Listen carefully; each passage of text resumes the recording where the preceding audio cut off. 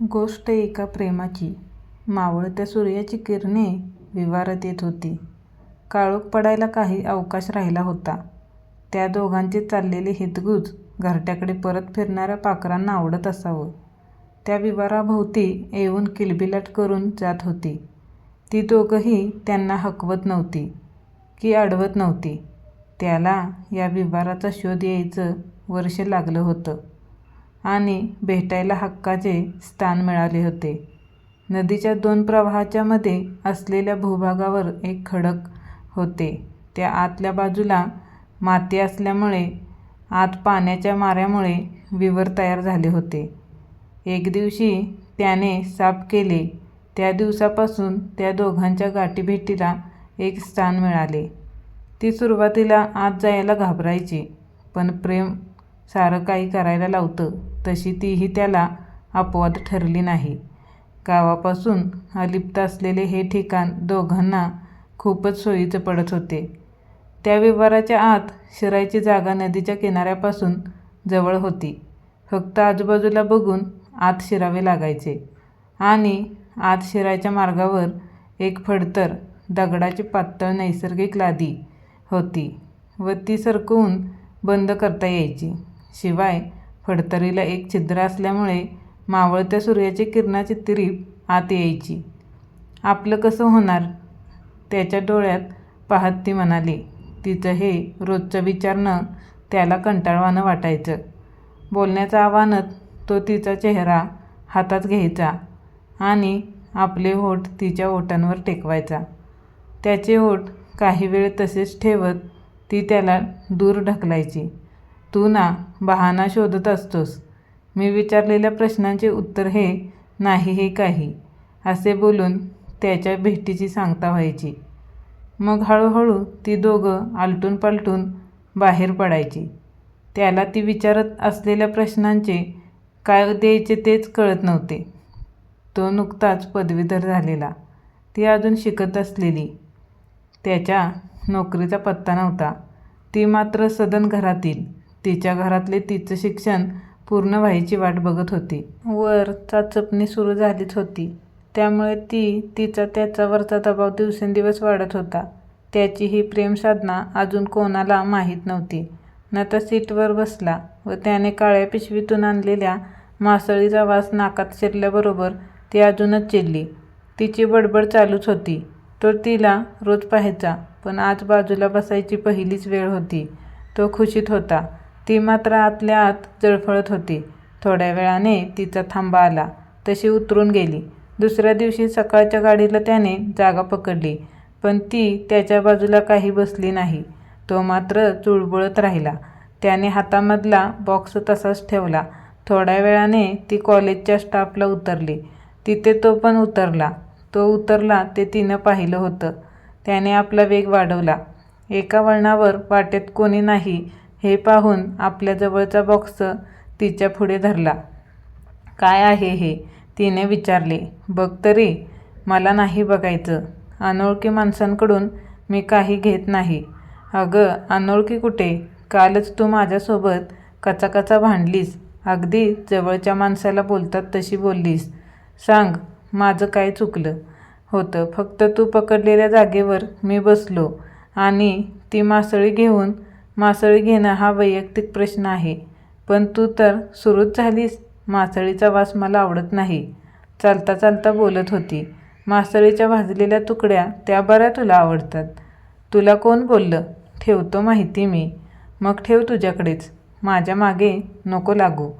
ठीक आहे, नाही लागत, पण हा बॉक्स तरी घेशील? कधीच नाही, असं बोलून ती भराभरा निघून गेली. तोही हार मानणार नव्हता. त्याला तिचं हे वागणं अपेक्षित होते. तो दुपारपर्यंत असाच बाजारात हुंदडत राहिला. जेव्हा ती खाजगी क्लासला गेली तेव्हा त्या संधी मिळाली. प्लॅन बी सफल होणार होता. गॅलरीत ठेवलेल्या तिच्या बॅगमध्ये तो बॉक्स ठेवायला तो घाबरला नाही. पण क्लासच्या सरांनी पाहिले असते तर त्याची काही खैर नव्हती. ती घरी जाईपर्यंत तिला आपल्या बॅगमध्ये बॉक्स आहे हे माहीतच नव्हते. जेव्हा ती आपला टिफिन आईकडे काढून देऊ लागली तेव्हा मिठाईचा बॉक्स हाती लागला. तिने तो लगेच ओळखला. आतल्या खोलीत जाऊन आईच्या नकळत तो बॉक्स उघडला. आत बघते तर केळीच्या पानात बांधलेल्या भाजलेल्या सुरमईचे 2 तुकडे होते आणि त्याच्या खाली एक तेलकट कागद. त्यावर काहीतरी लिहिलेलं होतं. तू मासळीच्या वासाचा एवढा रागराग करणं बरं नाही. मासळीवरचे तुझे प्रेम मी जाणून आहे. तिच्यावरचा राग जावा म्हणून मी भाजलेल्या तुकड्याच तुझ्याजवळ पाठवत आहे. राग करायचा असेल तर माझ्यावर कर. मी तुझ्यासोबत आयुष्यभर भांडायला तयार आहे. तुलाही आवडेल का? ते वाचून गालात खुदकन हसली आणि त्या तुकड्यांचा फडशा पाडला. तिच्या घरी मांस मच्छी बनत नसे पण तिला बाहेर खायला मुभा होती. तिला मासे खूप आवडायचे हे त्याने हेरले होते. काय हा वेडेपणा? असं कोणी प्रेम व्यक्त करतं का? त्याचे हे वागणं आवडू तिला लागलं होतं. बसमध्ये चोरून गाठीभेटी होऊ लागल्या. नंतर मात्र नदीमध्ये त्यांना हक्काची जागा मिळाली आणि आता तिच्या घरी लग्नाचं पाहत असल्यामुळे लवकरात लवकर निर्णय घ्यावा लागणार होता. सचिन, मी माझ्या घरी आपल्याबद्दल सांगणार आहे. वैदू, तू वेडी झालीस का? तुझे बाबा आपल्या लग्नाला कधीच तयार होणार नाहीत. तुला माहीत आहे ना, तुझे बाबा प्रेमविवाहाच्या विरोधात आहेत ते. मग काय करू? ते सांगतील त्या मुलाशी लग्न करू? वैदेहीने तोंड फिरवले. वैदू, असं नाही ग. तू जर घरी सांगितले तर आता जे भेटतोय ते पण नाही भेटता येणार. अरे सोन्या, क्षणिक सुखासाठी उभ्या आयुष्याचा विचार सोडायचा का? ती त्याच्या खांद्यावर डोकं ठेवत म्हणाली. तुझं खरं आहे, पण मला विरह सहन नाही होणार. आणि मला होईल का? तिने त्याच्या नजरेत नजर देत विचारले. तिच्या प्रश्नाने तो गप्प झाला होता. बाहेर अंधार व्हायला सुरुवात झाली होती. ती हळूच बाहेर येऊन लपत सुगंधाच्या घराकडे जाऊ लागली. सुगंधामुळेच वैदेही घरातून बाहेर पडू शकत होती. अभ्यासाच्या नावाखाली सुगंधा आणि वैदेही शेतातल्या घरात भेटायच्या. तिथून वैदेही सचिनकडे यायची आणि सुगंधा अभ्यास करत राहायची. थोड्या दिवसात वैदेहीची परीक्षा सुरू झाली. शेवटच्या दिवशी सचिन तिला तालुक्याच्या ठिकाणी भेटणार होता आणि तिथून ती दोघं वेश पालटून चित्रपट पाहायला जाणार होती. ती चेहऱ्यावर बुरका घालून वडाच्या झाडाखाली उभी होती, पण सचिनचा कुठे पत्ता नव्हता. जसा जसा वेळ जात होता तशी तशी वैदेहीची घालमेल वाढत होती. दोघांकडेही मोबाईल नसल्यामुळे काहीच संपर्क होत नव्हता. शेवटी तो आलाच नाही. ती शेवटची बस पकडून घरी आली. तिला सचिनचा भयंकर राग आला होता. परीक्षा संपूनही घरी हिरमुसलेल्या अवस्थेत वैदेहीला पाहून घरचे थोडे आश्चर्यचकित झाले होते. रात्री तिचे जेवणाकडे पण लक्ष नव्हते. दुसऱ्या दिवशी ती सचिनकडे निरोप पोहोचवणाऱ्या मुलाला भेटली. तेव्हा कळले की सचिन पुण्याला निघून गेलाय. तिला मोठा धक्का बसला. सैरभैर झाली. सचिन आपल्यापासून दूर गेलाय ही कल्पनाच तिला करवत नव्हती. तिला तो काहीच सांगून न गेल्यामुळे ती अधिकच दुःखी झाली. अन्न पाणी गोड लागेना. एरवी बडबड करणारी वैदेही एकटीच बसून राहू लागली. हा बदल तिच्या घरच्या लोकांच्या लक्षात आला, पण तिने परीक्षेचा शेवटचा पेपर कठीण गेला हे उत्तर देऊन वेळ मारून नेली. एक दिवस ती सचिनच्या घरी गेली, पण सचिनचा विषय काढण्यात अयशस्वी ठरली. तिला काहीही करून सचिनचा पत्ता किंवा संपर्क नंबर हवा होता आणि काही दिवसानंतर नंबर नाही पण पुण्याचा पत्ता मिळवण्यात तिला यशही आले. तिचा रिझल्ट लागला. सगळ्या विषयात उत्तम गुणांची पाठ झाली. अण्णा पाया पडते. अण्णांच्या हातात रिझल्ट आणि पेढा ठेवत वैदेही म्हणाली, यशस्वी हो पोरी. तुझा रिझल्ट मला अगोदरच कळाला, सुगंधाने सांगितले. तू इतका वेळ कुठे होतीस? त्यांनी पेढा तोंडात टाकत तिला विचारले. मी कॉलेजमध्येच होते. पदव्युत्तर कोर्सबद्दल चौकशी करत होते. ए बाई, पुरे झाले शिक्षण आता. माळगावच्या परबाचे चांगले स्थळ आले चालून, वैदेहीची आई किचनमधून येताना म्हणाली. अण्णा, मला अजून शिकायचं आहे, असे बोलून ती त्यांच्या गळ्यात पडली आणि मस्का मारू लागली. अगं पण आई बोलते तेही खरं आहे. तुझं आता लग्नाचे वय झाले बेटा. ते डोक्यावर हात फिरवत म्हणाले. मला फक्त 2 वर्षे लागतील.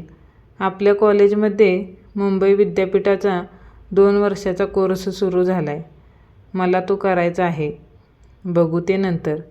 हातपाय धुवून पहिला देवाला नमस्कार कर पाहू. हो बाबा, असं बोलून ती आत निघून गेली. काय हो, बघू असं का बोललात? काहीही करून यावर्षी तिचं लग्न करायचं आहे. बघू, परत बघू. तुमच्या दोघांचे काय चालले तेच कळत नाही, रागाने बोलत त्या आत निघून गेल्या. वैदेहीच्या मनात वेगळेच चालू होते. ती सचिनला भेटण्यासाठी पुण्याला जायच्या मनात योजत होती. घरी काय सांगायचं कळत नव्हते. थोड्याच दिवसात तेही सुचले. सुगंधाने MBAला ॲडमिशन घ्यायचे ठरवले होते आणि त्यासाठी ती पुण्याला जाणार होती. बाबा, 2 दिवसासाठी पुण्याला जाऊ? सुगंधा आणि तिचे बाबाही सोबत आहेत. पण तू का जात आहेस? तुझा तिकडे शिकायला जायचा विचार असेल तर अजिबात जायचं नाही. आपल्या शहरात पण चांगले कॉलेजेस आहेत. ते पेपरातून डोकं काढून वैदेहीकडे पाहत म्हणाले. नाही बाबा, मी इथेच शिकणार.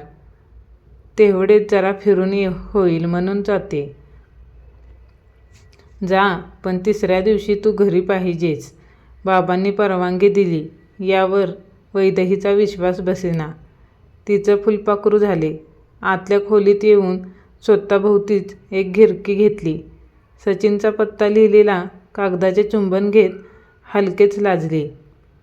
तिच्या गालावरचे ते रक्तभाव आरसा व्यतिरिक्त कोणीही पाहत नव्हते. पण तिचे लाजणे काही कमी झाले नव्हते. मन केव्हाच सचिनकडे पोहोचले होते. दोघे एका बागेत हातात हात घालून प्रेमात अखंड बुडाले होते. सचिनचा चुंबन हेतू साध्य होत नाही पाहून तिला खूपच हसू येत होतं. काही वेळ आजूबाजूचे कोणी पाहत नाही पाहून तिने आपले गुलाबी ओठ सचिनच्या गालावर टेकवले. विशिष्ट गंधाने तिच्या अंगावर शहाऱ्याचे न बोचणारे काटे उभे राहिले. तिच्या अनपेक्षित चुंबनाने तो आश्चर्यचकित झाला. अधीर होऊन पुढे धावलेल्या त्याच्या ओठांना आपल्या नाजूक बोटांची आन घालत मागे परतवून लावले. वैदेही सावरली. आईच्या प्रश्नाची आत्मविश्वासाने उत्तर देत वेळ मारून नेली. लगेचच ती पुण्याला जायच्या तयारीला लागली. इकडे सचिनचीही अवस्था काही वेगळी नव्हती. पुण्याला आल्यापासून त्याचे चित्त थाऱ्यावर नव्हते. वैदेहीची आठवण त्याला छळायची. न सांगता आल्याची सल बोचायचे. कोणाजवळ मन मोकळे करता येईल असं पुण्याला अजून तरी कोणी भेटलं नव्हते. एक जमेची बाजू म्हणजे पुण्यात आल्या आल्याच त्याला एका कंपनीत नोकरी मिळाली होती. कामामुळे दिवसाचा वेळ निघून जायचा. रात्र मात्र खायला यायची. शरीर दमलेले असून पण त्याचे डोळे मात्र पापण्यांनी जोडीला घेऊन जागत बसायचे. यात त्याचा तरी काय दोष? त्याच्या मनावर कोण्या दुसऱ्याचाच ताबा होता. घरच्यांचीही खूप आठवण यायची. आईबाबांची आठवण उशा भिजवायची. खरं तर ते एवढ्या लांब पाठवायलाच तयार नव्हते. त्यासाठी किती विनवण्या कराव्या लागल्या होत्या. बाहेर पडताना ओक्साबोक्शी रडणारी लाडकी बहीण शमी अजूनही अधूनमधून आठवण काढून रडत राहायची. वैदेही पुणे स्टेशनला उतरली तेव्हा सकाळचे 8 वाजले होते. ती सुगंधा आणि तिच्या बाबांसोबत त्यांच्याच एका जवळच्या नातेवाईकांकडे थांबणार होते. काका, मी इथूनच पिंपरीला जाऊन येऊ? अगं, किती घाई, तू परत यायला इकडं आपलं घर थोडीच आहे. पत्ता दिलाय पण तुला समजणार नाही, सुगंधाचे बाबा तिला म्हणाले. सुगंधा हलकेच गालात हसत होती. वैदेहीचा मनसुबा तिला माहीत होता. वैदेहीला त्या पुणेकरांच्या घरात जाण्यास रस नव्हता. आपण वाट भरकटू तरी किती मजा येईल आणि अचानक सचिन समोर येईल आपल्याला इथे असं पाहून त्याला किती आनंद होईल. मला घट्ट मिठीच मारेल आणि मी काय करेन नाही माहीत, पण त्याची मिठी अजिबात सैल पडू देणार नाही. त्याचा उबदार आश्वासक स्पर्श अनुभवत राहीन. वैदू चल, सुगंधाने तिच्या हाताला पकडत खेचले. थोड्याच वेळात ते इच्छितस्थळी पोचले. सुगंधा आणि तिचे बाबा युनिव्हर्सिटीमध्ये जाणार होते आणि वैदेही सचिन जिथे राहत होता तिथे जाणार होती. चाळीवजा बिल्डिंगचे जिने चढताना वैदेहीची छाती धडधडत होती. पावले जड झाली होती. मुद्दाम त्याला आवडणारा ड्रेस तिने घातला होता. थरथरत्या हाताने तिने बेल वाजवली. एका मुलाने दरवाजा उघडला. कोण हवंय आपल्याला? सचिन सरबळकर इथेच राहतात ना? सर्व धीर एकवटत वैदेहीने विचारले. नाही. काय? पत्ता तर इथलाच दिलाय. म्हणजे इथे राहत होता पण 4 दिवसापूर्वीच त्याच्या मित्राकडे शिफ्ट झाला. काहीही काय बोलताय? मला पाहायचं आहे. अहो ताई, सरळ घरात काय घुसताय? असे बोलेपर्यंत वैदेहीने पटापटा संपूर्ण घर तपासले. या सगळ्या गडबडीने रात्रपाळी करून आलेली दोघेजण उठून बसले. सगळे पाहून झाल्यावर तिला सचिनची एकही खाणाखुणा दिसली नाही. वैदेही हताश झाली. तिला तिथेच रडू कोसळले. तिला रडताना पाहून एकंदरीत प्रकार गंभीर असल्याचे त्यांच्या लक्षात आले. नवीन पत्ता आहे का तुमच्याकडे? वैदेहीने त्या मुलाला विचारले. आम्ही घेतला नाही. तो इथे त्याची सोय होईपर्यंत राहणार होता. सगळ्या बाजूने मिळत असलेले अपयश वैदेहीची हालत खराब करत होती. बरं, तुमच्याकडे त्याच्या कंपनीचे नाव किंवा पत्ता तरी आहे का? नाही. आमची तेवढी ओळख झाली नाही. झोपलेत त्यांना विचारा, वैदेहीने सांगितले. सचिन गेला आणि ते दोघे इथे राहायला आले. अरे देवा, तुम्ही नुसती नकार घंटाच का लावली? चिडचिड करतच वैदेही त्या मुलांवर ओरडली. आहो ताई, आमच्यावर का चिडताय? वैदेही काहीच न बोलता माघारी फिरली. रस्ता शोधत ती सुगंधाच्या नातेवाईकांच्या घरी आली. सुगंधा आणि तिचे बाबा अजून यायचे होते. आता तिच्यात पुण्याला निघण्यापूर्वी मनाने घेतलेली उभारी उरली नव्हती. सचिनने असा का दृष्टपणा केला? का मला न सांगता निघून गेला? विचाराने तिच्या डोक्यात काहूर माजले होते. काय करावे तेच सुचत नव्हते. तिच्या असावे गळून दमलेले डोळ्यांनी पापण्या ओढून माना टाकल्या. कितीतरी वेळ ती झोपून होती. सुगंधा आली तेव्हा तिने उठवले. तिने वैदेहीला खूप समजवण्याचा प्रयत्न केला पण तिचे मन सगळे ऐकण्यापलीकडे गेले होते. दुसऱ्या दिवशी संध्याकाळी वैदेही जेव्हा घरी आली तेव्हा तिचा उतरलेला चेहरा पाहून तिची आई मनातून चरकली होती. पोरीच्या आयुष्यात काहीतरी ढवळाढवळ झाली याची त्यांच्या मनाने खूणगाठ बांधली. अहो, आपल्या वैदूला काय झालंय? वैदही तिच्या खोलीत गेली तेव्हा तिची आई म्हणाली, तेच काही कळत नाहीये. ते काही नाही, आपण यावर्षी तिचे लग्न लावून देऊ. अगं, असे एकदम हातघाईवर काय येतेस? उद्या बोलू तिच्याशी. असे बोलून अण्णा वाडीत जाण्यासाठी बाहेर पडू लागले. तुम्हाला मेलं कशाचंच काही नाही. माई जळफळत स्वयंपाकघरात गेल्या. अशाही परिस्थितीमध्ये अण्णा मात्र स्थिर होते. गाला खंबीरपणे तोंड देणार होते. बाहेर माई तिला जेवणासाठी हाक मारत होत्या. बाहेरून आल्यावर हातपाय धुतले नसल्याचे तिच्या लक्षात आल्यावर ती लगोलग न्हाणीघरात जाऊन फ्रेश होऊन वळीमध्ये आली. अण्णा आणि माई तिचीच वाट पाहत थांबले होते. एरवी गप्पा गोष्टी करत जेवणारे सगळे आज मात्र गप्पपणे जेवत होते.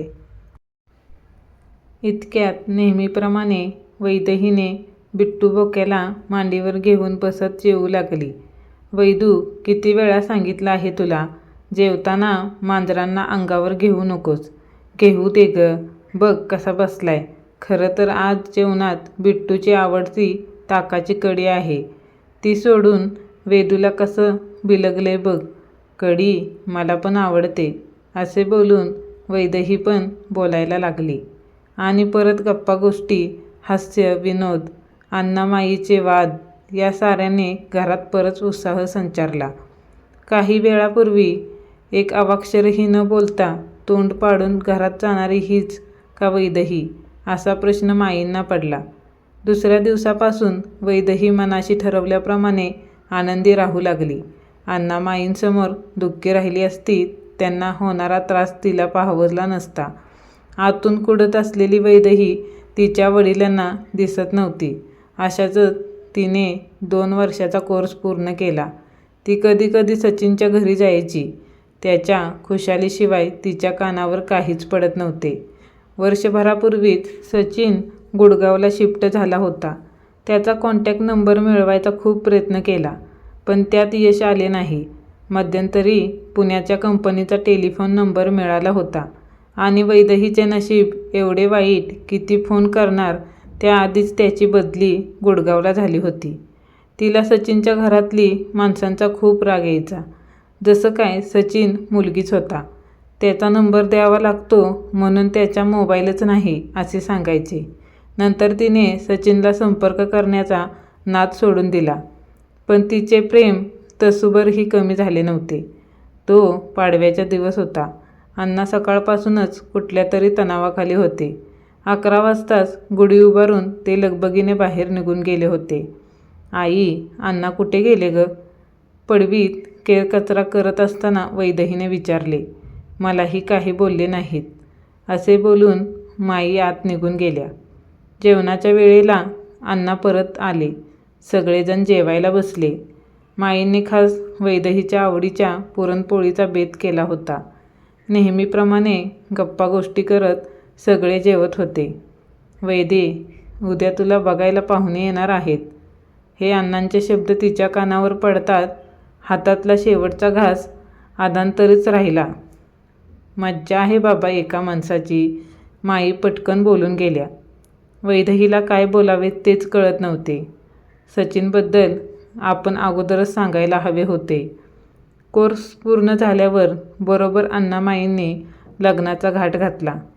ते त्यांच्या शब्दाला जागले होते. वैदेहीला 2 वर्षाचा कोर्स करू दिला होता, पण तिच्याच लक्षात आले नाही की तिने घेतलेली मुदत संपून गेली होती. वैदू, बोल बेटा, अण्णा तिच्याकडे पाहत म्हणाले. अण्णा, माझे सचिनवर खूप प्रेम आहे आणि त्याच्यासोबतच लग्न करणार आहे. नकळतपणे तिला कुठून धीर आला तेच कळले नाही. हे काय नवीन आता? आणि कोण हा सचिन? अण्णा माईकडे पाहत म्हणाले. वैदेहीने मात्र न घाबरता पहिल्यापासून सगळे सांगून टाकले. अण्णा आणि माई एकमेकांकडे पाहत राहिले. वैदेही, तुझं डोकं ठिकाणावर आहे का? अगं, त्याचा काहीच आता पत्ता नाही आहे. काय करतो, कुठे राहतो हे त्याच्या आईवडिलांनाही माहीत नाही. जो मुलगा आपल्या जन्मदात्यांना विसरलाय तो तुला कसा सांभाळणार? वैदेहीकडे अण्णांच्या एकही प्रश्नाचे उत्तर नव्हते. पण मी त्याच्याशिवाय कोणाशीही लग्न करणार नाही, ती त्याही परिस्थितीमध्ये ठामपणे म्हणाली. असं काही होणार नाही. उद्या जो मुलगा पाहायला येईल त्याच्याशीच तुला लग्न करावे लागेल. नाही अण्णा, मी सचिनशिवाय कोणाचाच विचार करू शकत नाही. असे बोलून ती उठली आणि हात धुवायला गेली. नंतर नवऱ्या मुलाला प्रश्न केले जाणार होते. तिला आत जायला सांगितले. ती आत जाऊ लागली. इतक्यात तिच्या कानावर आवाज पडला. नाव काय तुमचे? कोणीतरी नवऱ्या मुलाला नाव विचारले. माझं नाव सचिन सुरेश सरबळकर. तिची पावले थबकली. मागे वळून पाहावेसे वाटले. तिने स्वतःला चिमटा काढून पाहिला आणि मागे वळली. तिचा सचिन नवरा मुलगा म्हणून उभा होता आणि तो तिच्याकडेच पाहत होता. तिने अण्णांकडे पाहिले तेव्हा त्यांच्या डोळ्यात तिच्याबद्दलचे प्रेम ओसांडून वाहत होते. वैदेहीला इतके दिवस अण्णा तिला एक कठोर, मन न समजणारे पिता वाटत होते. खरं तर अण्णा फणसासारखे होते. तिला त्या क्षणी सचिनला घट्ट मिठी मारावीशी वाटली. तिने स्वतःला सावरत सचिनकडे पाहत भरल्या डोळ्यांनी हसली. तोही रुबाबदार हसला. मनातल्या मनात गिरकी घेत ती आपल्या खोलीत आली. वैदेही दार उघडे ठेवून अक्षरशः नाचत होती. तिच्या पाठोपाठ माई कधी आल्या याचे तिला भानच राहिले नाही. वैदू, झालं ना तुझ्या मनासारखे? माईचे शब्द कानावर पडताच ती चक्क लाजली. मान खाली घालून पायाच्या अंगठ्याने उगाचच लादी पॉलिश करत राहिली. वैदू, किती लाजशील? असं बोलून माईने तिला आपल्या पोटाशी धरले. सारं काही नीट झाले असले तरी वैदेहीच्या मनात मात्र खूप प्रश्न होते. पाहुणे मंडळी जेवून घरी जाईपर्यंत रात्रीचे 10 वाजले होते. सचिन मागे थांबला होता. अगं, ऐकलंस का? वेदूला बाहेर बोलव जरा, अण्णांनी पडवीतून आवाज दिला.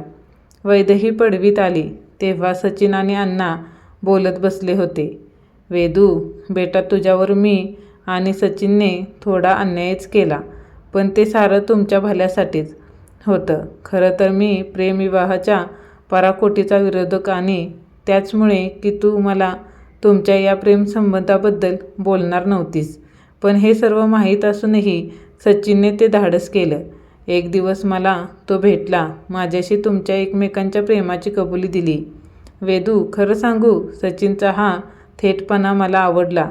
तसंही तुला घेऊन पळून लग्न करू शकला असता. त्याचा प्रामाणिकपणा मला भावला. पण त्यावेळी मी तसं दाखवलं नाही. त्याची उलट तपासणी करत प्रश्नांचा भडीमार केला. त्यानेही न चिडता न डगमगता उत्तरे दिली. सगळ्या परीक्षेमध्ये पास झाला असेल तरी एक परीक्षा मात्र बाकी होती. त्याच्या बेरोजगारीवर तोडगा काढण्यासाठी त्याला वेळ हवा होता. तो कोणीतरी बनणार होता. पण त्याला वेळ देताना माझं मन तयार होत नव्हतं. काहीही होऊ शकलं असते, पण त्याची विनवणी आणि पाण्याने भरलेल्या डोळ्यांनी माझं मन द्रवले. अण्णा बोलायचे थांबले तसा सचिन पुढे बोलू लागला. आणि बाबांनी मला चक्क 2 वर्षाची मुदत दिली, पण ती सशर्त होती. सर्वात महत्त्वाची अट म्हणजे मला तुझ्याशी कोणत्याही प्रकारचा संपर्क ठेवायचा नव्हता आणि 2 वर्षे गावी देखील यायला मिळणार नव्हते. शिवाय माझ्या घरातील सर्वांना याची कल्पना देण्यात आली. माझ्या घरूनही आपल्या प्रेमाला आणि ओघाने माझ्या पुण्याला जाण्याला विरोध झाला, पण तेही तुझे बाबा माझ्या मदतीला धावून आले. सचिन अण्णांकडे पाहत म्हणाला, पण मला याबद्दल कल्पना द्यायला हवी होती. मी काही या सगळ्याला विरोध केला नसता. नाही वेदू, ती लढाई माझी होती. मला आर्थिक स्थैर्य नव्हते. तुझ्या बाबांनी वेळ दिला हीच मोठी गोष्ट आहे, सचिन म्हणाला. सचिन, लढाई तुझी नव्हती, आपली होती. तू तरी माझ्याशी असं वागायला नको होते. वैदेही अजूनही गाल फुगवलेलीच होती. तुम्हा दोघांच्या मनाची अवस्था काय झाली असेल मी समजू शकतो. तुमचं प्रेम खरं होतं. म्हणून तर आज तुम्ही एकत्र दिसताय. आता इथून पुढे प्रत्येक लढाई तुम्हा दोघांची असणार. असे बोलून अण्णांनी वेदूचा हात सचिनच्या हातात दिला. सचिनच्या स्पर्शाने वैदेही मोहरून निघाली. त्याचा आश्वासक स्पर्श तिला भविष्यातील सुखाची ग्वाही देऊ लागला. 2 वर्षातील नाराजी क्षणार्धात दूर झाली. सचिनसोबत आपल्या आईवडिलांचा अभिमान वाटू लागला. दोघांनी तो कठोर निर्णय घेतला नसता तर आज सागरच्या गळ्यात माळ घालावी लागली असती. सागरचा विचार मनात तिने अण्णांना विचारले, मग तो सागर मगरजी कुठे गेला, ज्याच्याशी माझे लग्न ठरले होते? तुला सचिनचे सरप्राईज देण्यासाठी एक नकली वर उभा करावा लागला. सागर तुमच्या लग्नाला येईल तेव्हा ओळख करून देईन. असे बोलून अण्णा गालात हसू लागले. अण्णा, तुम्ही पण ना, अजून किती धक्के देणार आहात? वेदू लाडिकपणे म्हणाली. तुम्हाला खाजगीत काही बोलायचं असेल तर वळईमध्ये बसा. आम्ही जरा पाय मोकळे करून येतो. माईने उंबरठा ओलांडत अण्णांकडे पाहत म्हणाल्या. अण्णांनी माईचा हो मध्ये हो मिसळत बाहेर पडले. सचिन आणि वेदूला खूप काही बोलायचे होते. तोंडाने, नजरेने आणि स्पर्शाने सुद्धा. समाप्त.